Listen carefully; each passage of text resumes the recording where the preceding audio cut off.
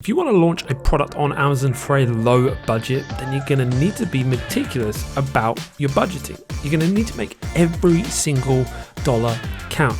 And in today's video, I'm going to be doing exactly that as I prepare a budget for my 1K launch. I'm going to be talking through what I'm going to include and what I'm going to exclude painfully from the startup budget for this project. Welcome back to another installment of Project 1K, where I am attempting to launch a product for under £1,000 on Amazon. I've done it before, talked about it briefly on the channel, but I wanted to do it again and show you what's hopefully possible in 2020. And also this time, rather than just tell you how I did it, actually show you whilst I'm doing it, show me walking through every stage of the process. And so if watching real-time product launches, seeing things happen before your eyes is the kind of thing you like, definitely hit that subscribe button, because that's what we do a lot on this channel. So in today's session, we're going to be covering where we've got to so far, also talking through the budget of this project and how we're going to go about it. Some really interesting topics, and I've got our community to get involved. We record these sessions live inside of our Brand Builder University community each week and then upload the highlights for you. I got them involved in the process, asked them what they would cut from the budget, what they would include. So it was a fun session. I really got a lot out of it, enjoyed it. We kind of got there in the end to our budget that we're moving forward to. I'd be interested to hear your thoughts, whether you think we should have included some other stuff, or maybe we've missed some stuff out, or we should have excluded some stuff that we didn't. Let me know in the comments down below. But without further ado, let's jump into the session. Okay, Project 1K attempting to launch a product on Amazon for under £1,000. Previously on this mini series, Project 1K, we talked about the start. Number one, the first stage of the brand builder blueprint is to start. And so we talked about the budget, the rules, the criteria. So £1,000 budget, that's what I've got in the entirety of launching this product. So that is going to dictate very much what I'm going to look at in terms of launching the product. The rules are that I have to keep it within that budget and also keep a log of the investment that I'm making, both in time and finances, so that you can see how much this is taking. Now, if you're starting with a low budget, generally you're going to want to try and invest as much time as you can to weigh out the lack of investment possibilities you've got on the finance side. I'm not really going to be able to do either because of these restrictions that I'm putting on myself. So it's just going to show you, hopefully, fingers crossed, what is possible with a minimum investment, but a right kind of criteria and mindset. Speaking of the criteria that we're looking at is going to be a product that is small and light, is going to be a short lead time so we can turn that money around quickly, low minimum order quantities, it's got a low unit cost, and so therefore it's got low fees all in and has the possibility to be profitable at a low budget, right? So that's kind of what we talked about in the first week, part one. Part two was all about selecting product research. We took that criteria of, relatively low demand, because remember, if we've got a low budget, there's no point going for high demand, because even if we can sell that product out quickly, then we'll be out of stock for a long time and we can never really build a sustainable business. So the reality of starting small is it's going to take a longer amount of time to grow your business, but what we're looking for is sustainability, not necessarily just kind of flash in the pan, some nice sales. We want to build it at the right pace. So we looked at that and we found the cross-stitch kit, because based on the criteria we set out, it was the option that most fit the product potency formula. If you don't know what that is, go back and watch the previous episodes where I kind of talk about it in detail. Ultimately, finding potent products is all about the product, the problem, and the person, bringing those three together. And we figured with cross-stitch kit, we definitely had a good opportunity to do that. And then part three, we started to talk about sourcing. Number one, identifying those key differentiation opportunities with that product, which we'll go through in a moment to recap what they were. And then I started to filter through suppliers on Alibaba to find some suppliers. And then through the week, whilst I haven't been on live, I've been doing that through the week, contacting suppliers, because anybody that has contacted suppliers on Alibaba in the past will know it's not a quick process. There's lots of back and forth, there's lots of waiting, etc. So I've been doing that through the week, and I'll kind of run you through how long that's taken in a moment. Just a reminder, we are working through the brand builder blueprint, which is an 8-step process for launching your first product and growing a future-proof brand. If you do want to pick up the checklist for this step by step. There's like, I don't know, maybe 100 different steps, just little things just to tick off along your journey. There's a link for that down below in the description. Pick that up today. And just a reminder, we are at stage 3, which is sourcing now. We've set our criteria. We've looked at different things that we that are planning. And then number 2, we've looked at product selection. We've chosen our product. Now it's time to source it, to develop it. And that's where we're at right now. Again, just to remind you, I'm keeping an investment log so you can see a real picture of what this is taking. So far, money-wise, I've only put the money into the software for Helium 10, which has been for the product research. So I'm £33 in the red so far. Then when it comes to time, it took us 20 minutes. I did a live recording inside our Brand Builder University community as I'm recording each and every one of these episodes live so that you can watch me work inside the community. But stage 1 took us about 20 minutes as we talked it through, a few questions from the group, and so that was about 20 minutes. Stage 2 was longer because that had some product research. I was doing live product research inside Helium 10, sharing my thought process, etc. So that was a little bit longer. And then stage 3, which is this stage we're in so far, has taken me an hour and a half because of the half an hour that we recorded for last week.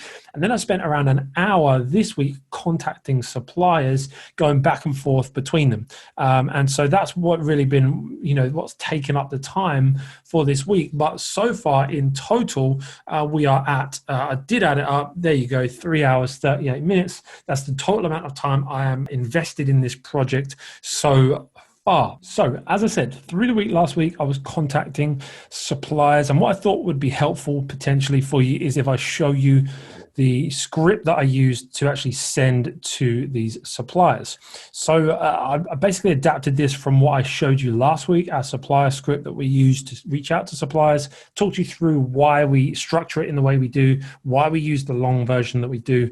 Again, if you want to find out my reasons for that, definitely check out last week's episode. Don't want to kind of keep repeating myself on that for the sake of your time. But basically, I personalized it. Obviously, it's Ben from SoCo. I don't know what I'm going to call it yet exactly, but I just put that in there just as a placeholder, just so it looked like I'm, legit. We may call it something like that, but we'll see. I talked about how we're a sewing brand. It's looking to expand our product range. Personally, I prefer not to, lie on this kind of stuff and say we're a big brand and we sell loads and we want to add this to our huge portfolio. I prefer to tell the truth, but at the same time, me saying we're expanding our product range, like we're expanding it from 0 to 1, right? So it's just being smart with how you use your words with it. It's up to you. If you want to make it up, you do you, right? But I prefer just to be truthful. But at the same time, you want to try and project an image of professionalism about your company. So take that however you want and do what you want with that. Then, of course, I just said that we're planning to purchase cross-stitch kits for adults to grow our product line, and we require a set meeting these specs. 1 times embroidery hoop, 1 to 3 times embroidery cloth, 2 times needles, sufficient thread to complete the designs, and an instruction sheet. That's the basics of the set that we were going for, that we talked about last week. However, then I go on to talk about the improvements that we want to make, which are highlighted in red here. I talked about branded packaging, even if it's just basic. Probably what we'll go for is just like a craft paper, like brown box with our logo on it, but we shall see. But then the big things that I talked about, are you able to provide a wooden embroidery hoop such as bamboo? We just last week talked about how bamboo is probably a bit more appealing than a plastic one. For the thread holder, I told you last week about how I spoke to my mum, and she said if you use cardboard with that thread, it can break quite easily. So we asked about using plastic, which a couple of them said they can, which is good. And then finally, are you able to show me the options available for the design of the final piece? So what kind of designs can we actually get on the cross stitch? So we wanted something a bit more modern, a bit chic, a bit trendy, a bit hip, showing my age with all these words. And so then we just talked about basically the rest of the structure of the communication was exactly like we usually structure it. A small order of 250 units is where we wanted to start. That's where we pitched it, but hopefully we can grow to 1,000 units. Hopefully that's a typo when I put it into the slide and not when I spoke to the supplier. Otherwise, they're confused by that 2,350 units. But anyway, these things happen. So just to show you, that's what I've contacted the suppliers with, and I've got replies from a bunch of those, still kind of processing them. Need to make the final call on a supplier in the next few days, but the prices really are ranging. My lowest price is for $1.93. My highest price, get this, was $6.70 for that same set. I still haven't worked out if they are confused about what I'm asking. Anyway, I've got a bunch of prices in around the $2-3 range. And so we're going to be going with one. There's one particular supplier that can do the improvements. And with all those improvements, it's going to be $2.40. There's one that at the moment is quoting me $1.93, but I don't think that includes the thread holder. I'm just trying to clarify that with them, as it can take time, as you probably would have experienced. When we go to budget today, which is what we're going to do right now, I'm going to use the unit cost of $2.40 because that's probably most likely what I'm going to pay. So in the rest of today's video, what I'm going to do is run through with you my launch budget and talk you through what decisions I'm going to have to make because of the budget, what things I'm going to include, what things I'm going to leave out because of my limited budget, and let you know just my thought process behind that. But before we do that, let's take a quick check through the brand builder blueprint. Let's check our progress with this. Like I said, you can download this below in the description. And so this is a step-by-step checklist. You can literally check it off as you go. So have we established our why? Well, we're doing this as a case study. Yep, we've established that. I haven't created a vision board for this project because it's like a mini series, whatever, but I would encourage you to do so because it's a powerful reminder of why you're doing what you're doing. When challenges come, you look at that and it reminds you why you're doing it. Got my startup capital in place? Yes. I've created my startup pot growth plan. I haven't personally done that in this one because I'm just doing it to show the £1,000, but I would highly encourage you doing that. The startup growth plan is about getting in place a plan for how you're going to add money to this startup pot, whether that's by selling things on Facebook Marketplace, saving some of your salary, whatever it is. Have you got that in place? Next stage is to select. And so thinking about these cross-stitch kits, where are we on this process? Well, we checked that the demand is proven. It was. We looked at the chart. We looked at the data on Helium-10. The demand is consistent. Seen a bit of a spike throughout COVID, but before that, it was consistent. So we're happy with that. And the demand is manageable. There's a bunch of products on that first page. They're doing around £1,000 to £2,000 a month. So we know that we're going to be able to get in there and it's not going to be too crazy and it's going to be manageable on the budget we're at. We looked at the competition levels and there's no one product dominating the market. We looked at a brand, Joy Sunday, I think it was, that was like kind of dominating a little bit on some of the keywords, but when you search for more broader terms, it's not. And then the review quantities aren't too big. There's plenty of opportunity there. We looked at some problems in the market that exist that we have, understood that there are these issues potentially with the thread holder and plastic rings aren't maybe as strong or as good quality or as eco-friendly as we would like. And then we've also seen the instructions weren't always the greatest quality and the designs weren't so nice. So we know there are problems there. We know there's room for improvement because the average star rating on every product, there's no single product on page one with a 5-star rating. So it shows us there's definitely room for improvement. There's opportunities to differentiate there. So we've identified those opportunities and there is a potential net margin. So we're happy there.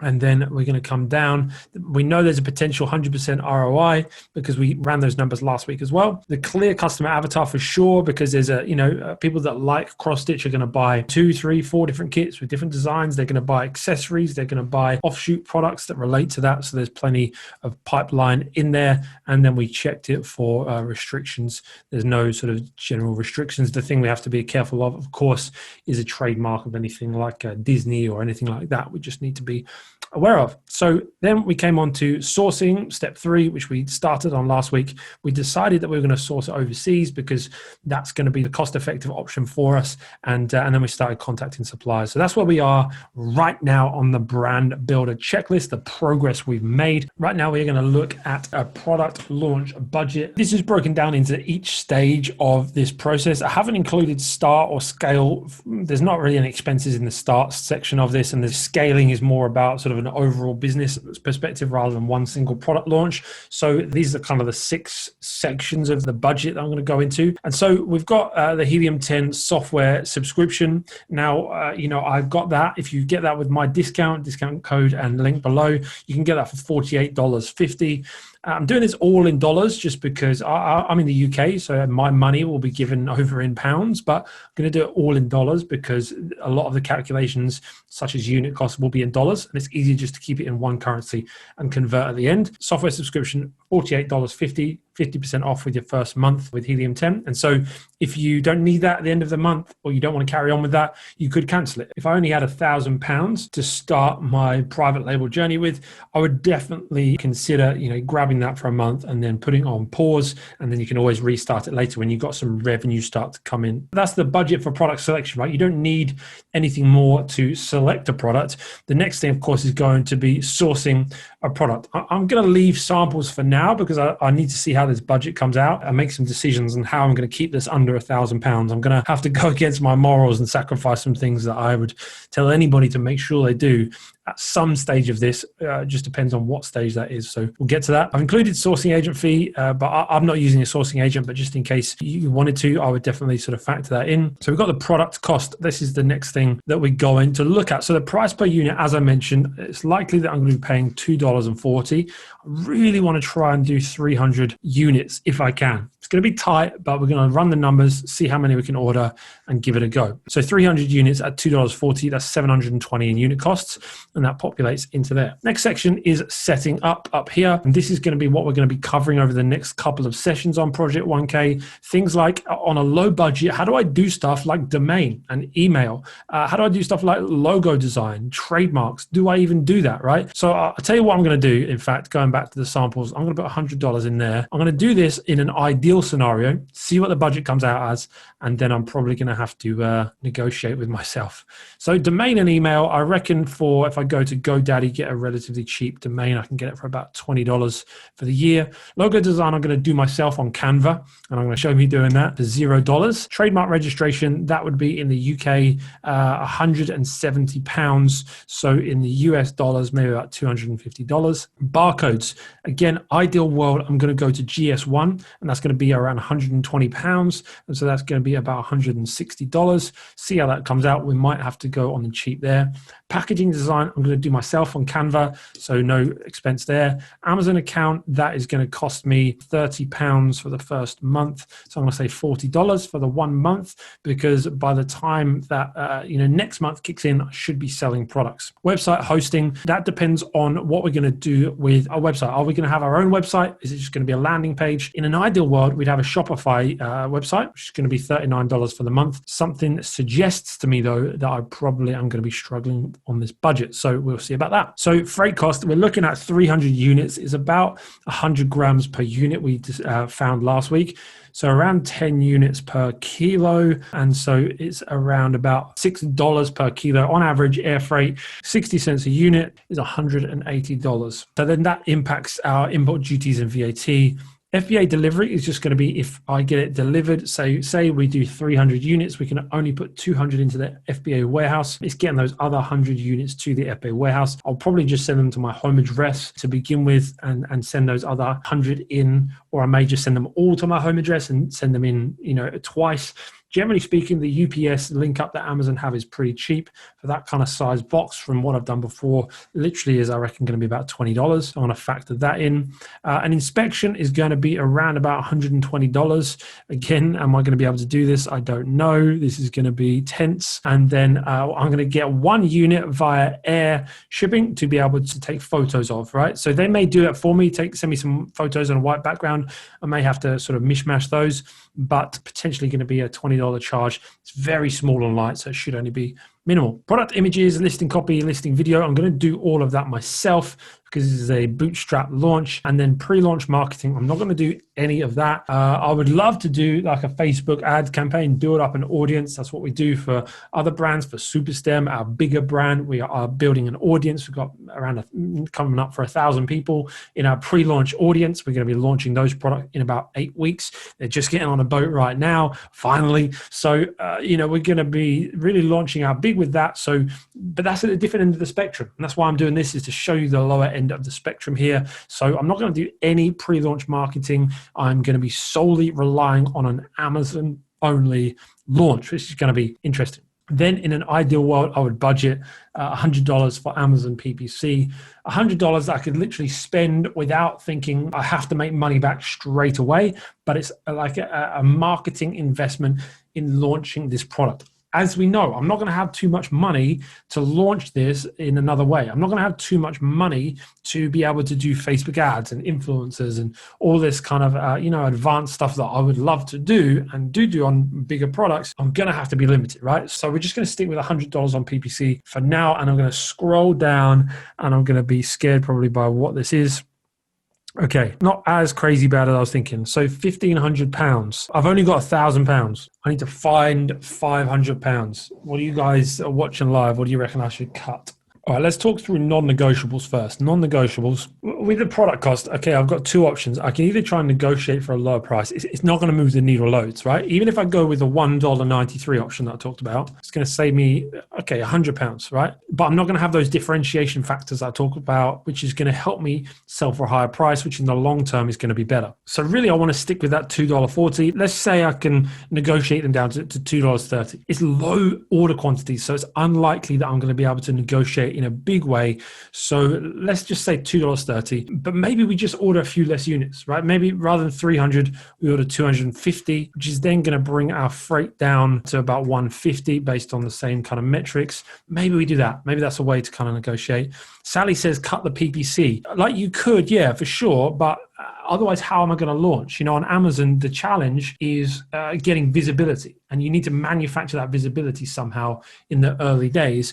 And the hope would be that I would turn PPC on, and on day one, I make sales. So I don't have to include that PPC cost because the cost liquidates itself in the sales. But I don't know that until I launch. So for me, I'm like, I want to keep that PPC in order to just have that ability to launch. Giovanna says, I'd cut out the trademark for the time being, maybe do it for the next product. Yeah, I think that's likely going to have to be one of the things. I mean, it's a big chunk of money, isn't it? 250. So I'm going to take the trademark out, which in itself will be a good case study, because I know for a lot of people that are trying to list products without trademarks, there's some potential hurdles with that. So potentially that's a good sort of process to go through and do as a bit of a case study. Barcodes is an interesting one. Scott says delay trademark registration. I think you guys are right on that one. Go cheap on barcodes. Yeah, Scott says go cheap on barcodes. Alan says you use alternative to GS1. It goes against all of my morals. I'm always a big GS1 fanboy because you want to play the long term. But at this level, sometimes you've got to scrap, right? You got to scrap. You got to do what you can to get started. And so I'm going to say, let's go $20. We'll go nationwidebarcodes.com and we'll grab some cheap barcodes. How we're looking now on the budget, £1,078. Part of me says, well, if you can't find an extra £78, then maybe entrepreneurship isn't for you. But I can't say that. I can't keep doing that because otherwise the budget will be $3,000 before I know it. So I need to be strict on this, even though my response to someone that came to me said, it's just 70 quid over my budget. I would just be like, well, find that money somehow. I would say that to them, but I'm going to try and be strict on this. Just otherwise, this isn't going to be very helpful, is it? Scott says, yeah, do you need website hosting if you're launching on Amazon to begin with? Yeah. The problem with it is I really want to collect emails from the get-go, because if I sell through these 250 units and I put something in the packaging about signing up with their email, if I do it right, I've got the potential to get 25, 30, 40 email addresses of people that I know are interested in this product, which is going to make the next launch or the next restock, it's only going to be small numbers, right? But I want to start along those lines, because what happens if you don't is you say, I'll do that next time. I'll do that next time. I'll do that next time. Before you know it, you've sold 1,000 units. You've missed out on 100, 200 email addresses. There's money you're leaving on the table. So if there is a way I can make it happen, I want to make it happen. However, a Shopify site is probably not going to be the best option for a small startup. I need to find something cheaper, something like potentially like Wix. You can literally have a Wix site domain and you can do it for free. That's probably not the kind of look that I would ever encourage anybody else to go for. So I'll probably do like this £3 a month thing on Wix. So I'll try doing that. So I'm going to budget $10 for it just to get me started. Yeah, good shout. Giovanna says with the barcodes, we could just do like the G10 exemption. I'm still £42 short. So I feel like I need to make a decision, samples or inspection. Which one of those I cut? For me, a sample is absolutely essential because you really want to be able to test the quality. You could always get them to do a video of the product. However, I really, really want to try and stick with that sample. And the same with an inspection. Before I send my goods out to customers, I really want to make sure we've got a third-party inspection to verify that. So I reckon what I'm going to do in order to hit this £1,000 budget, I'm going to bring the sample budget down to $50, and I'm only going to order one sample. If I get that sample and it's poor quality and I need to order another one, then I am going to need to get that $50 from somewhere else in the budget, which is likely going to be my PPC budget. That's what we're going to do for now. I'm £4 over, so I'll find that somewhere. I'll rob my son's £2 a week pocket money somehow. I'll find that money, or I will just get a cheaper domain. Let's do that. Let's get a cheaper domain. It's only going to be $15. I'll put a hyphen in the domain or something. So we're at £1,000. Okay, this is the budget. What's good about doing this at this stage, once you've got quotes from suppliers, you can kind of put in this unit cost box up here. Once you've got this quote and you can begin to get a picture of what the overall budget is going to look like, you know then how you can proceed. So I know the kind of parameters that I'm working under. I know that I don't want to spend money right now on a trademark registration because I need that money for PPC later on. It gives me these guidelines that I can work within. I know I'm not going to get like a Shopify website, so I need to get something like Wix, something a little bit cheaper. Again, it directs me down the right line because I've gone through this budgeting process. What it also helps me do is it helps me go back now to those suppliers that I'm talking through, getting the prices with, confirming all the details. Now I know really I've got to stick to 250 units. If I go 300 units, all of a sudden I'm £100 over budget there. And so I need to stick to 250 units, which is disappointing for me, frustrating because I really wanted to do 300 units. However, we've got to stick to this budget. We've got to stay true to this project to see what can be done. 250 units, $2.30. That is my target with my suppliers. So my job this week is I'm going to be going back to those suppliers that I've been in conversations with, and I'm going to be saying to them, I need to do it for $2.30. I need 250 units, and this is how we're going to make it work. So that's what I'm going to be doing this week. I'll keep you posted with how it goes. Awesome. Well, I hope you found that session somewhat helpful as we talk through budget, what to include and what to exclude. Again, do you think I got it right? Would you have included other stuff? Would you have excluded some of that stuff? Let me know in the comments below. I'd love to have a discussion on it. I haven't launched a product for this low budget for a couple of years now, so it is restrictive, as you probably saw in the video. Kind of the idea of not doing things in the way that I would like to do them is quite restrictive, but that's the whole point of the process, right? Is to work within those constraints and see what we can create. I'm excited for what we can create. I'm excited for the next few sessions as we go about setting things up, getting this product on a plane, getting it over to us, getting it launched on Amazon. I know it's going to be great. If you do want to follow the journey, make sure you are subscribed. If you do like these kind of videos, I'd love it if you hit that like button just to let me know, encourage me, let me know it's worth creating these kind of videos, putting it all on show, risking my entire reputation for that hashtag content. If you haven't yet seen all of the episodes for Project 1K, check them out. The first episodes on the playlist just down here below. You'll be able to see those. And if I can help with anything else, or you do have any other feedback, as ever, please do let me know in the comments. And I'll see you in the next episode real soon.